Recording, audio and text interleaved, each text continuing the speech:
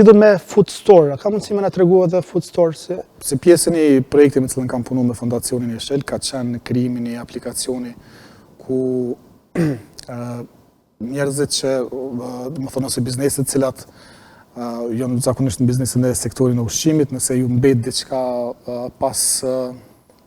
nëse mbet, më thonë, diçka që është gati të gjujt, me pas një mundësi një aplikacion i vend ku i vendosim për shembull, thotë hej, kam mbet një picë e cila tash gati është më gjujt edhe ndoshta me bën një çmim të ulët që njerëzit mund me marr.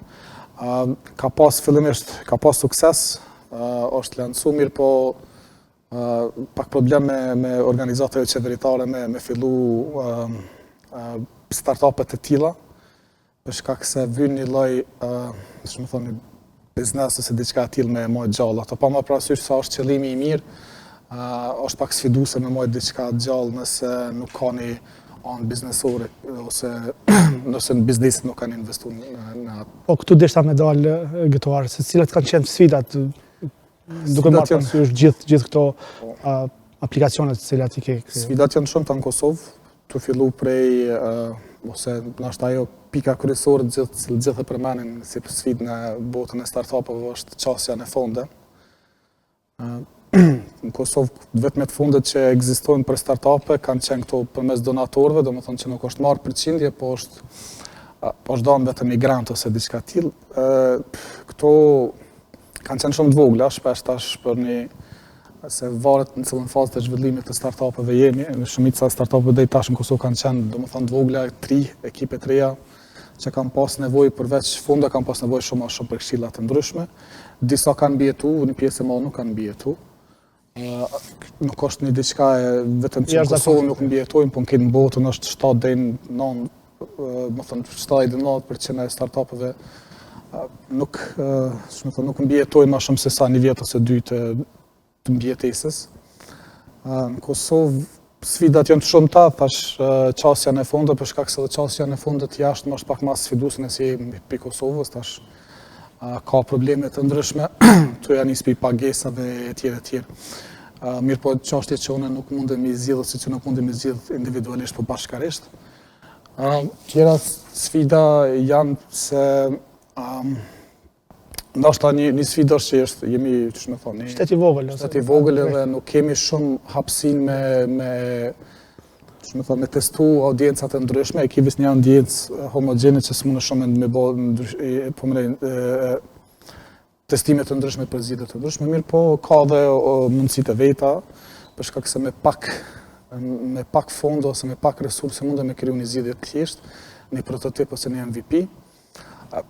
Po flas për udhëtimin, po e citoj udhë për shkak se ka qenë një tillë, për shkak se ne s'kemi pas, s'kemi nxjerrë ndaj fond të jashtëzakonshëm që më thonë me zhvilluar to, ka qenë bashkimi i resurseve të ndryshme, të cilat e kanë bërë këtë aplikacion, dikush që ka ditë më shumë ka pjesa tregu, dikush që ka ditë ka pjesa programimi, dikush më shumë ka pjesa e UI UX edhe ka dalë një produkt i mirë. Mirë po shtyhet deri aty, pastaj vjen me dalë ma serioze, se për me pas mundësi ma shumë duhet me dalë në shtete tjera, me konë ma prezent në shtete tjera edhe ajo lyp resurset të ndryshme. Duke marrë parasysh rritjen e sektorit ICT-s në kohëve të fundit në Kosovë edhe investimet mëdha që janë të bëjë, sidomos në startupe edhe domethënë secili në mënyrë individuale duke tentuar. Sa po është problem, a është duke u rrit edhe aspekti profesional i trive për me plotësu këtë farë zhvillim kërkesë? Po ka zhvillim, për shkak se sektori i ICT-s është janë rrit kërkesat, janë rrit se shumë kompani tash nëse i shohin këto që janë rrit më shumë kanë qenë disa që kanë ofruar shërbime, shumica për Kosovës por ofrojnë shërbime në fushën e ICT-s.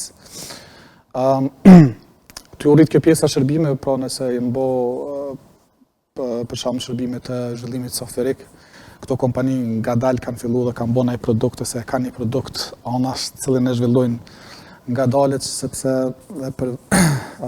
tash, më thonë, përveç shërbimeve që rrit pi Kosovës, rrit edhe produkte ndryshme të cilat janë suksesshme jashtë saj, për shembull kemi produkte si Taiv që ka një chip, më thonë që është një produkt I prekshëm mirë, po shumica këtë shërbimeve banë prej Kosovës, sa përket customer experience edhe zhvillimit të produktit.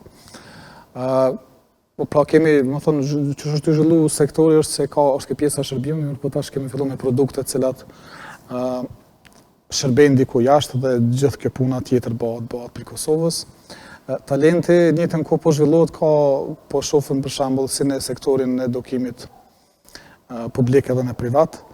Për shembull, për shkak të zhvillimit aq të mirë të sektorit ICT-s, shohim se gjithë edukimin këtë sektor është ecë shumë më mirë se sa të tjerët, për shkak se është presioni pak më i madh për sektorit sukses. Kërkesa faktikisht është më e madhe për këtë sektor. Por profesionalizëm gjithsesi, për shkak se tash ke parasysh je një kompani e vogël ose një agjenci kosovare që ju të ofru zhvillim, ju të ofru shërbime kompanive të mëdha ndërkombëtare. Për shembull, pi Kosovës kanë njerëz klient, kompani të mëdha, për shembull BMW ose Google ose Microsoft, këto kanë njerëz ose individ ose kompani me të cilat i shërbejnë pi Kosovës. Tash mendo nivelin e profesionalizmit që dush me pas me i shërby këto kompani gjigante, mos flasim për tjera që hala kanë ashta do më thonë me punu me ta dush ta kesh një nivel më të lartë profesionalizmit, kështu që jam po vynë edhe kjo po ka nevojë, do më thonë që edhe student prej fillimit ose gjithë ky sektor me qenë më profesionist për arsyet e kujna po i shërbej. Gëtuar ti je angazhuar edhe me një grup quajtur Google Developer Group, Groups Kosova. A ka mundësi me na tregu pak për këtë grup edhe aktivitetet, ju mani edhe organizimet, konferencave? Gjithsesi.